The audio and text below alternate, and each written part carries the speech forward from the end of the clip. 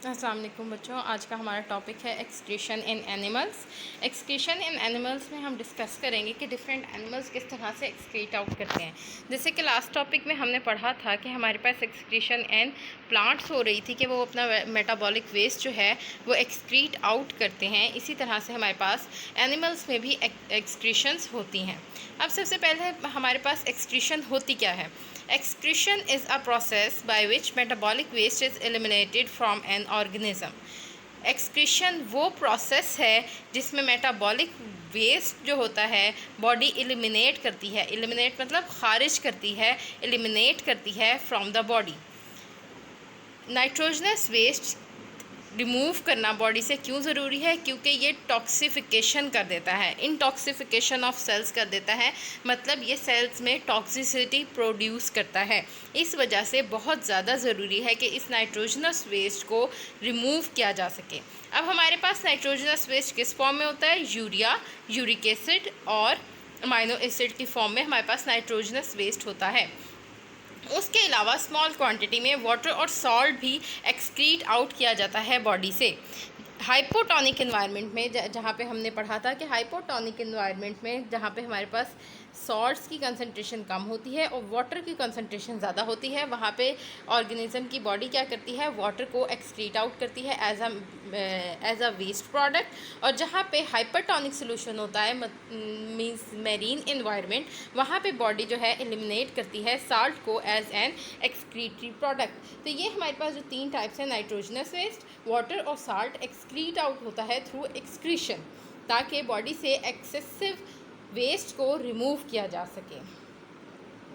अब ये हमारे पास जो मेटाबोलाइट्स हैं, जो एक्सेसिव वेस्ट है, नाइट्रोजनस वेस्ट, वो बनता कैसे है? फॉर्मेशन कैसे होती है? इसकी फॉर्मेशन होती है कार्बोहाइड्रेट प्रोटीन्स की डिग्रेडेशन से, मेटाबॉलिज्म से। ठीक है, कार्बोहाइड्रेट्स की, लिपिड्स की, प्रोटीन्स की, न्यूक्लियोप्रोटीन्स की जब भी मेटाबॉलिज्म होता है, इनका ब्रेकडाउन होती है, तो यहाँ पे हमारे पास जो बाय प्रोडक्ट्स आते हैं उनकी वजह से हमारे पास एक वेस्ट प्रोडक्ट क्रिएट होता है। ये बिल्कुल इसी तरह है कि अगर आप एक प्रोजेक्ट बनाने लगते हैं तो क्या होता है कि एक आपका प्रोजेक्ट तो बनता है, लेकिन साथ में कुछ आपके पास थोड़ा सा वेस्ट भी आ जाता है। क्यों वेस्ट क्यों आता है? क्योंकि आप एक प्रोडक्टिव चीज़ को बनाने के लिए आपके पास थोड़ा सा वेस्ट आ जाता है। इसी तरह से यहाँ पे भी हमारे पास जब कार्बोहाइड्रेट्स और लिपिड के मेटाबॉलिज्म होता है, ब्रेकडाउन होती है, तो हमारे पास कार्बन डाइऑक्साइड और वाटर एज आ वेस्ट प्रोडक्ट आता है। जबकि हमारे पास प्रोटीन और न्यूक्लियर प्रोटीन जब हमारे पास मेटाबोलाइज होंगी तो हमारे पास कार्बन डाइऑक्साइड, वाटर और नाइट्रोजनस वेस्ट आएगा। अब ये नाइट्रोजनस वेस्ट जो है हमारे पास तीन फॉर्म में हो सकता है: अमोनिया, यूरिया, यूरिक एसिड। ठीक है, अब ये जो बेसिक तीन है, लेकिन और भी फॉर्म्स हैं जो हम फर्दर आगे डिस्कस करेंगे। और ये जो नाइट्रोजनस वेस्ट होता है, ये नाइट्रोजनस वेस्ट बहुत हार्मफुल होता है। इसको एज इट इज़ बॉडी में हम कंजर्व नहीं रख सकते, इसलिए इसका रिमूवल बहुत ज़रूरी है। और हम इसको अमोनिया, यूरिया और यूरिक एसिड की फॉर्म में भी ट्रांसफ़र नहीं कर सकते। तो बॉडी क्या करती है? इन केमिकल्स को डिज़ोल्व करती है इन वाटर, इन नाइट्रोजनस वेस्ट को डिज़ोल्व करती है वाटर में, और उसके बाद उसकी ट्रांसपोर्टेशन करती है। ट्रांसपोर्टेशन वाटर में डिज़ोल्व करने के बाद क्यों करती है? ताकि ये जो कंपाउंड्स हैं ये क्या हो जाएं, ये लेस टॉक्सिक फॉर्म में कन्वर्ट हो जाएं। जब लेस टॉक्सिक फॉर्म में कन्वर्ट हो जाते हैं तो वो फिर बॉडी को हार्म नहीं करते। अच्छा, हमने कहा कि हमारे पास यूरिया आता है, यूरिक एसिड आता है, अमाइनो एसिड आता है, तो ये हमारे पास मेटाबॉलिज्म से आ रहे हैं। मेटाबॉलिज्म में हमारे पास क्या होता है? मोस्टली डी अमाइनेशन होती है। अब डी अमाइनेशन क्या है? Deamination is the removal of an amino group. एक अमाइनो ग्रुप के रिमूवल को हम कहते हैं डी अमाइनेशन। ठीक है, अमाइनेशन क्या है? अमोनिया से ये जो हमारे पास NH2 है, ये हमारे पास अमोनिया की NH2 नाइट्रोजनस फॉर्म में है। ये हमारे पास एक अमाइनो एसिड है, जैसे कि आप नीचे स्ट्रक्चर में देख भी सकते हैं।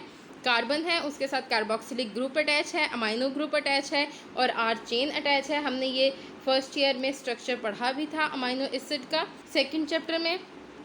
अब ये जो हमारे पास एक अमाइनो एसिड है, इसकी जब हमारे पास मेटाबॉलिज्म होती है तो ये जो अमाइनो ग्रुप है ये कन्वर्ट हो जाता है इनटू अमोनिया। ठीक है, अमाइनो ग्रुप कन्वर्ट होता है अमोनिया, और ये अमाइनो ग्रुप के यहाँ से निकलने को, रिमूवल को हम कहते हैं डी अमाइनेशन। अब ये जो डीअमाइनेशन होती है ये वाटर और एंजाइम की प्रेजेंस में होती है। एंजाइम क्या करता है? Enzyme catalyse the biochemical reaction. और यहाँ पे जो हमारे पास एंजाइम यूज़ हो रहा है वो है डीअमाइनेज। डीअमाइनेज हमारे पास एंजाइम है जो कि डीअमाइनेशन का काम कर रहा है। मोस्टली ह्यूमन बॉडी में डीअमाइनेशन कहाँ पे होती है? लिवर में होती है और किडनी में होती है। लिवर में होती है और किडनी में होती है। तो ये दो जगहें हैं जहाँ पे हमारे पास ह्यूमन बॉडी में डीअमाइनेशन का प्रोसेस होता है। उसके बाद हमारे पास है एक्सक्रीशन इन वर्टिब्रेट्स। वर्टिब्रेट्स जाहिर बात है हमें पता है कि डेवलप्ड हैं, इसलिए उनके जो सिस्टम्स हैं वो भी थोड़े कॉम्प्लेक्स हैं और फर्दर एडवांस्ड हैं। एक्सक्रीशन होती है वो होती है 3 जगहों पे, lungs, kidney and skin. Lungs, kidney and skin. Lungs में, किडनी में और स्किन में। ठीक है। एक्सक्रीशन लंग्स से किस तरह से होती है? लंग्स में जब भी हम सांस लेते हैं तो एक गैशियस एक्सचेंज होता है, कार्बन डाइऑक्साइड हम एक्सहेल करते हैं और ऑक्सीजन को हम इनटेक करते हैं। तो इस तरह से हमारे पास लंग्स में एक्सक्रीशन हो रही है।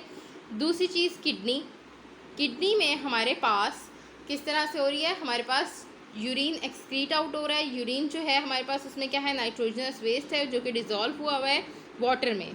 तो किडनी इस तरह से हमारे पास एक्सक्रीशन कर रही है। उसके अलावा हमारे पास स्किन भी एक्सक्रीशन का काम करती है। स्किन किस तरह से एक्सक्रीशन का काम करती है कि स्किन हमने ओस्मोरेगुलेटरी सिस्टम में हमने पढ़ा भी था। स्किन में हमारे पास क्या होता है? स्वीट प्रोडक्शन होती है जो कि वाटर और सॉल्ट जो है, एक्सेसिव वाटर और सॉल्ट बॉडी से रिमूव किए जाते हैं। तो इस तरह से हमारे पास एक्सक्रीशन होती है थ्रू स्किन। अब ये जो हमारी एक्सक्रीशन है, एक्सक्रीशन और सेक्रीशन ये दोनों ऑपोजिट प्रोसेसेस हैं। सेक्रीशन में क्या होता है कि एक केमिकल रिलीज़ होता है। Chemical mostly hormone in nature होता है, यानी कि हार्मोन्स होते हैं, वो सेक्रीट आउट होते हैं, लेकिन उनका एक स्पेसिफिक टास्क होता है। वो जो सेक्रीशन होती हैं वो क्या होती हैं? उनका एक स्पेसिफिक टास्क होता है। जबकि एक्सक्रीशन का मतलब क्या होता है कि excretion just is the removal of metabolic waste. कि मेटाबॉलिक वेस्ट जो है वो जस्ट रिमूव आउट हो रहा होता है बॉडी का, उसका कोई स्पेसिफिक टास्क नहीं होता। ये जब इंटॉक्सिफिकेशन ऑफ सेल से बचाने के लिए हमारे पास एक्सक्रीशन का प्रोसेस हो रहा होता है। Excretion is an essential process in all form of life.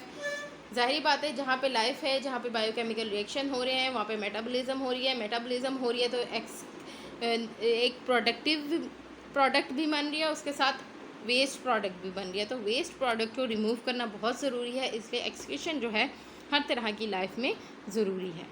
इसलिए जो हमारे पास नाइट्रोजनस वेस्ट होता है वो अमोनिया, यूरिया और यूरिक एसिड की फॉर्म में होता है, लेकिन small quantity creatinine, trimethyl amine oxide की फॉर्म में भी होता है, अमाइनो एसिड्स की फॉर्म में भी होता है, प्यूरिन्स और पायरामिडिन्स की फॉर्म में भी होता है। अब ये जो अमोनिया, यूरिया और यूरिक एसिड है, बेसिकली मेजर जो होते हैं ये 3 होते हैं, लेकिन ये बाकी जो होते हैं बाकी स्मॉल क्वांटिटी में प्रेजेंट होते हैं और स्मॉल क्वांटिटी में ही एक्सक्रीट आउट होते हैं। अब सबसे ज़्यादा जो टॉक्सिक फॉर्म होती है नाइट्रोजनस की वेस्ट की वो होती है अमोनिया। सबसे ज़्यादा टॉक्सिक फॉर्म जो है हमारे पास नाइट्रोजनस वेस्ट की वो है अमोनिया, और इसको बॉडी से रिलीज़ करने के लिए मैक्सिमम वाटर रिक्वायरमेंट होती है। यानी कि इसके 1 ग्राम ऑफ अमोनिया को रिलीज़ करने के लिए बॉडी से 500 ml वाटर चाहिए। 1 ग्राम अमोनिया को बॉडी से रिलीज़ करने के लिए, रिमूव करने के लिए, एक्सक्रीट करने के लिए 500 ml वाटर रिक्वायर्ड है। जबकि यूरिया जो है वो अमोनिया से लेस टॉक्सिक है, लेकिन यूरिक एसिड से ज़्यादा टॉक्सिक है। ठीक है। यूरिया जो है हमारे पास, यूरिया को रिमूव करने के लिए, एक्सक्रीट करने के लिए 50 ml वाटर रिक्वायर्ड है फॉर 1 ग्राम। 1 ग्राम यूरिया को रिमूव करने के लिए बॉडी से 50 ml वाटर रिक्वायर्ड है। जबकि यूरिक एसिड के केस में only 1 ml is required to remove 1 gram of uric acid.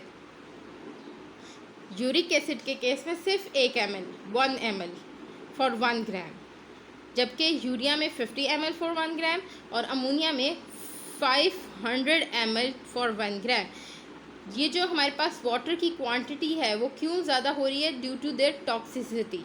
ठीक है। अमोनिया सबसे ज़्यादा टॉक्सिक है, उसको सबसे ज़्यादा वाटर रिक्वायर्ड है रिमूव करने के लिए।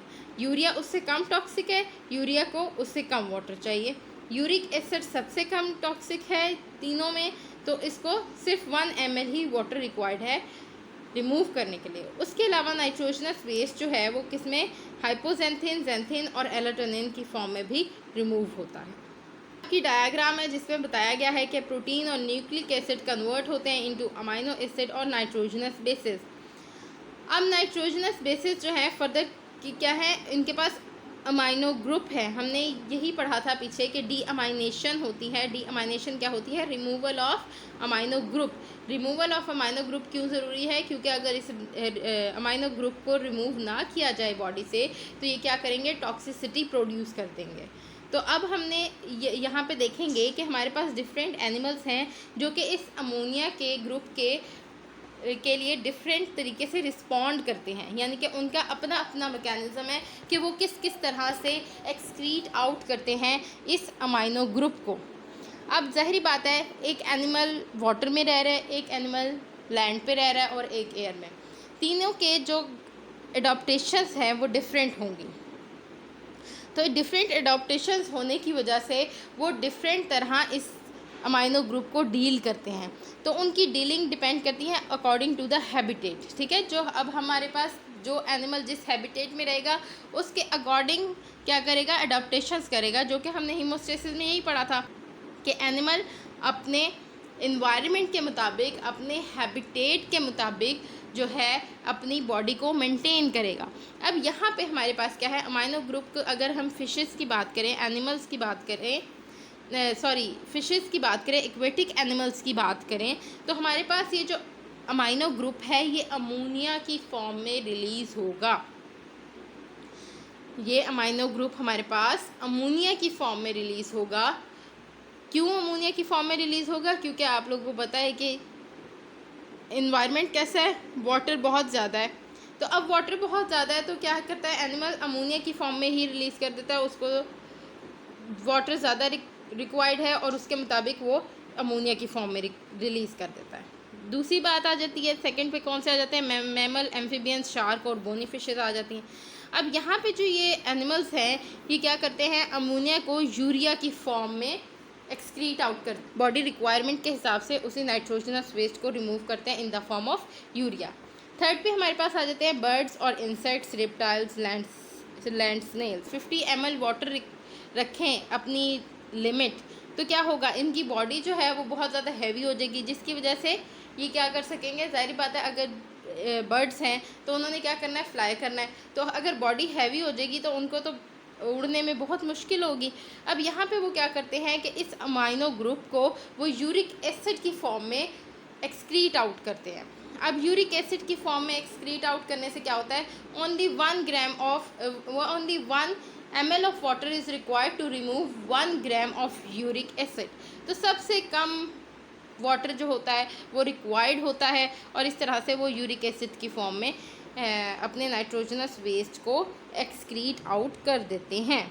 तो ये थी डिफरेंट फॉर्म्स के किस तरह से डिफरेंट एनिमल डिफरेंट हैबिटेट्स में रहते हुए अपने नाइट्रोजनस वेस्ट को रिमूव आउट करते हैं और according to their body requirement, कि अपनी बॉडी की रिक्वायरमेंट के मुताबिक, अपने एनवायरनमेंट के मुताबिक, अपनी एडॉप्टेशंस के मुताबिक किस तरह से डिफरेंट एनिमल्स डील करते हैं विद दिस अमाइनो ग्रुप और इस अमोनिया को, नाइट्रोजनस वेस्ट को किस तरह से रिलीज़ आउट करते हैं।